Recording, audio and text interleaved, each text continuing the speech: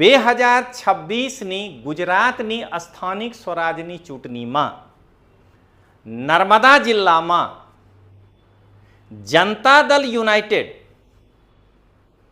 જે મજબૂતાઈથી ચૂંટણી લડવા ઈચ્છે છે એના કારણે કોંગ્રેસ હાફ થઈ જશે, આપ સાફ થઈ જશે અને જનતા દળ યુનાઇટેડના પુનર્જન્મ થશે।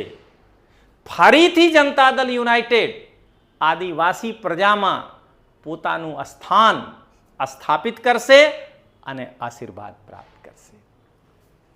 2026ના ગુજરાતમાં સ્થાનિક સ્વરાજની ચૂંટણીમાં નર્મદા જિલ્લામાં જનતા દળ યુનાઇટેડથી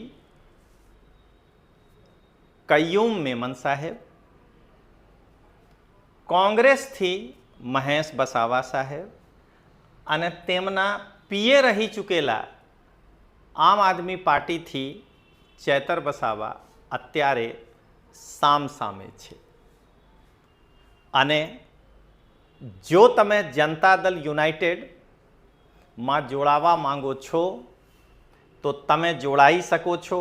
9630190474 એક વખતમાં જનતા દળ યુનાઇટેડમાં જે અત્યારે જનતા દળ યુનાઇટેડમાં ઉપાધ્યક્ષ છે કય્યુમ મેમન, મહેશ વસાવા સાહેબ જે અત્યારે કોંગ્રેસમાં છે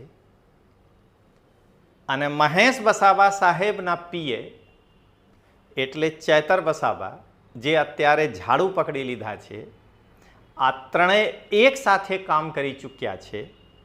ત્રણેય એકબીજાના મજબૂતાઈ અને કમજોરી બંનેથી વાકેફ છે।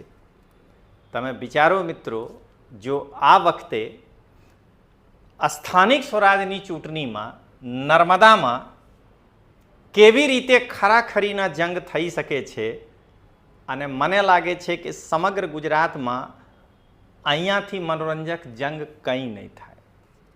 કેમ કે આ ત્રણેય સિવાય ભાજપ એક ચોથા મજબૂત પાર્ટી છે। ગુજરાતમાં 2026ની ચૂંટણીમાં જનતા દળ યુનાઇટેડ જો મજબૂતાઈથી ચૂંટણી લડશે તો જેટલાક જનતા દળ યુનાઇટેડના જૂના કાર્યકરો છે જેને ગુમરાહ કરીને ચેતર સામંતી પક્ષ આમ આદમી પાર્ટીમાં જોડી લીધા છે, આ બધા મને પૂર્ણ ભરોસો છે કે ધીમે ધીમે ધીમે ધીમે ધીમે ધીમે ચેતરને છોડીને, કોંગ્રેસને છોડીને જનતા દળ યુનાઇટેડ જોઈન કરી લેશે અને એ કાર્યકરો ગામડામાં જઈને આદિવાસીઓને તીરના નિશાન બતાવીને ગુજરાત 2026ની ચૂંટણીમાં ગુજરાતની જનતાથી આશીર્વાદ લઈને કોંગ્રેસને હાફ અને આમ આદમી પાર્ટીને સાફ કરી દેશે। ગુજરાતની જનતાને રજનીશસિંહ તોમરના પ્રેમ ભર્યા નમસ્કાર। દોસ્તો, ગુજરાતમાં જે સ્થાનિક સ્વરાજની ચૂંટણી આવી રહ્યા છે આમાં ડેડિયાપાડા તાલુકા પંચાયતની જે ચૂંટણી થશે અથવા નર્મદા જિલ્લા પંચાયતની જે ચૂંટણી થશે આ બહુ મનોરંજક થશે। કેમ કે ડેડિયાપાડામાં જે ત્રણેય લોકો આમ સામસામે છે આ ત્રણેય ભૂતકાળમાં જેડીયુના સભ્ય હતા।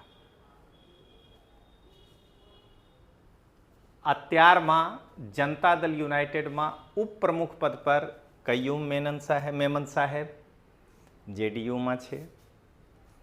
મહેશ વસાવા સાહેબ 2002માં જેડીયુના ટિકિટથી ધારાસભ્ય બન્યા હતા અને મહેશ વસાવા સાહેબના પીએ રહી ચૂકેલા ચેતર વસાવા તે સમયે પણ જનતા દળ યુનાઇટેડમાં હતા.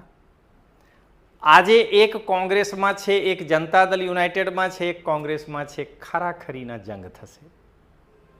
તો મિત્રો, આજના ટોપિક છે જેડીયુના ત્રણેય જૂના દિગ્ગજો સ્થાનિક સ્વરાજની ચૂંટણીમાં સામસામે. મિત્રો, હું અહીંયા એક પંચ કહેવા ઈચ્છું છું. 2026ના ગુજરાતમાં સ્થાનિક સ્વરાજની ચૂંટણીમાં નર્મદા જિલ્લામાં જનતા દળ યુનાઇટેડથી કય્યુમ મેમન સાહેબ, કોંગ્રેસથી મહેશ વસાવા સાહેબ અને તેમના પીએ રહી ચૂકેલા આમ આદમી પાર્ટીથી ચેતર વસાવા અત્યારે સામસામે છે. અને જો તમે જનતા દળ યુનાઇટેડમાં જોડાવા માંગો છો તો તમે જોડાઈ શકો છો.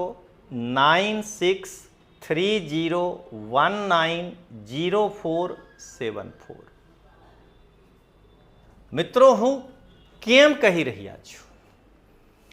કેમ કે એક વખત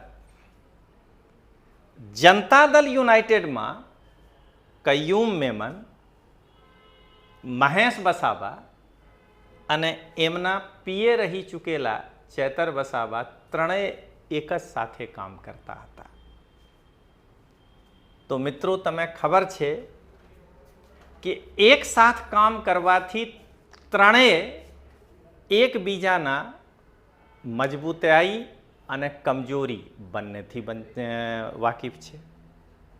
તો તમે એક વખત વિચારો કે આ ચૂંટણી કેવી રીતે ખરાખરીના જંગ થઈ શકે છે. તો અહીંયા મિત્રો એક પંચ,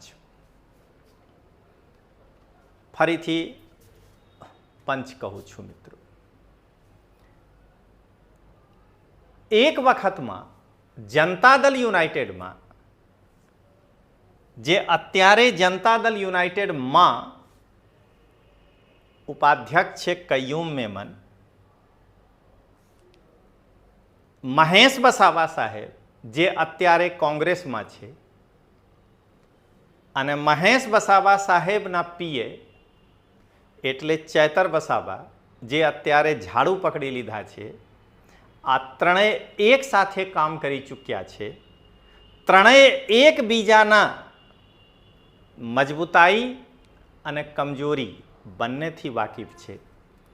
તમે વિચારો મિત્રો, જો આ વખતે સ્થાનિક સ્વરાજની ચૂંટણીમાં નર્મદામાં કેવી રીતે ખરાખરીના જંગ થઈ શકે છે. અને મને લાગે છે કે સમગ્ર ગુજરાતમાં અહીંયાથી મનોરંજક જંગ કંઈ નહીં થાય. કેમ? કેમ કે આ ત્રણેય સિવાય ભાજપ એક ચોથા મજબૂત પાર્ટી છે. અહીંયા મિત્રો, હું ચોથા એટલે 4 નંબર નહીં, ભાજપ 1 નંબર પર છે. હું જેડીયુમાં હોવા છતાં કહું છું. પણ એના પછી મિત્રો તમે સાંભળો, નર્મદામાં જે સ્થાનિક સ્વરાજની ચૂંટણી થશે, અત્યારે જો તમે કાર્યકરના દૃષ્ટિથી જોશો તો ભાજપ 1 નંબર પર છે, કોંગ્રેસ બીજા નંબર પર છે, અને જનતા દળ યુનાઇટેડ ત્યાં 1990થી હોવાના કારણે 3જા નંબર પર છે. અને અત્યારે ફાંકા ફોજદારી કરવા નીકળ્યા છે ચેતર વસાવા, પણ આમ આદમી પાર્ટી 4થા નંબર પર છે. તો જો ચારેય પાર્ટી મજબૂતાઈથી લડે તો આ જંગ પ્રજાતંત્રના રૂપમાં કેટલી સરસ જંગ થશે, તમે એક વખત વિચારજો. મિત્રો, અહીંયા એક પંચ કહેવા માંગુ છું. નર્મદા જિલ્લામાં કાર્યકરના સંખ્યાબળના રૂપમાં ભાજપ 1 નંબર પર છે, કોંગ્રેસ બીજા ક્રમાંકે છે અને જનતા દળ યુનાઇટેડ સૌથી જૂની પાર્ટી એટલે 1990થી ચૂંટણી લડે છે. તો જનતા દળના યુનાઇટેડના પુરાના કાર્યકર પણ છે, જેને ફક્ત ચાર્જ કરવાની જરૂર છે અને ફાંકા ફૌજદારી કરીને ચેતર વસાવા આમ આદમી પાર્ટીને 4થા નંબર ઉપર લાવ્યા છે. તો તમે મિત્રો એક વખત વિચારો કે જો નર્મદામાં ચારેય પક્ષ મજબૂતાઈથી સ્થાનિક સ્વરાજની ચૂંટણી લડે તો લોકતંત્રમાં કેટલીક નવી જોગવાઈઓ, પરિસ્થિતિઓ અને મનોરંજક દૃશ્યો મળી શકે છે. મિત્રો, મને લાગે છે કે ગુજરાતમાં જે 2026માં ચૂંટણી થશે, જનતા દળ યુનાઇટેડ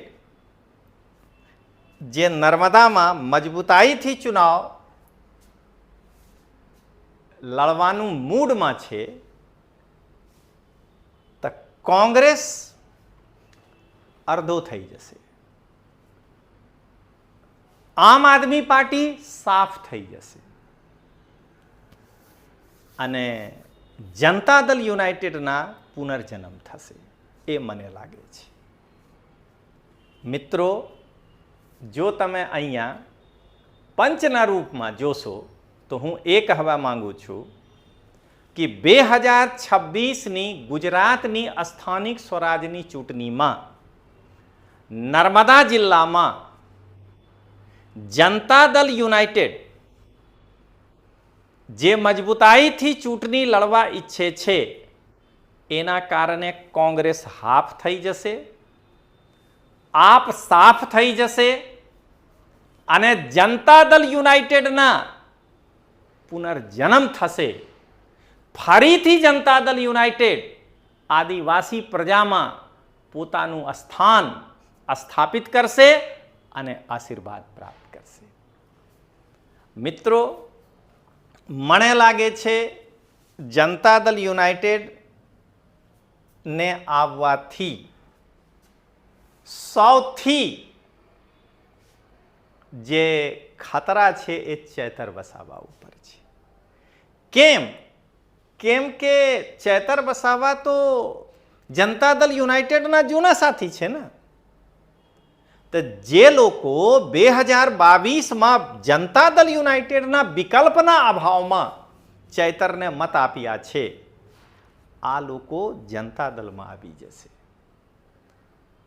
ફક્ત અને ફક્ત મને એક વખત જનતા દળ યુનાઇટેડના સિમ્બોલ લઈને પ્રવાસ કરવા દો મિત્રો.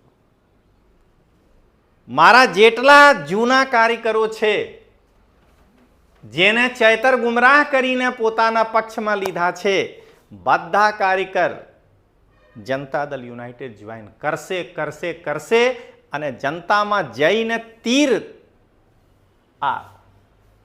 તીર નિશાન બતાવીને જનતામાં સ્થાન મેળવશે અને ચૈતર સાફ. મિત્રો, અહીંયા હું અંતિમ પંચ સાથે પોતાનું વક્તવ્ય પૂરું કરું છું. ગુજરાતમાં 2026ની ચૂંટણીમાં જનતા દળ યુનાઇટેડ જો મજબૂતાઈથી ચૂંટણી લડશે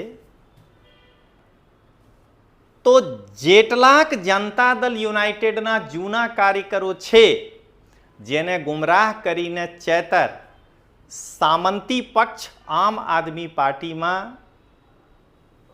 જોડી લીધા છે, આ બધા મને પૂર્ણ ભરોસો છે કે ધીમે ધીમે ચૈતરને છોડીને, કોંગ્રેસને છોડીને જનતા દળ યુનાઇટેડ જોઈન કરી લેશે અને એ કાર્યકરો ગામડામાં જઈને આદિવાસીઓને તીરના નિશાન બતાવીને ગુજરાત 2026ની ચૂંટણીમાં ગુજરાતની જનતાથી આશીર્વાદ લઈને કોંગ્રેસને હાફ અને આમ આદમી પાર્ટીને સાફ કરી દેશે.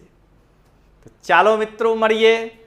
જય હિન્દ, જય જય ગરવી ગુજરાત, જય જોહાર.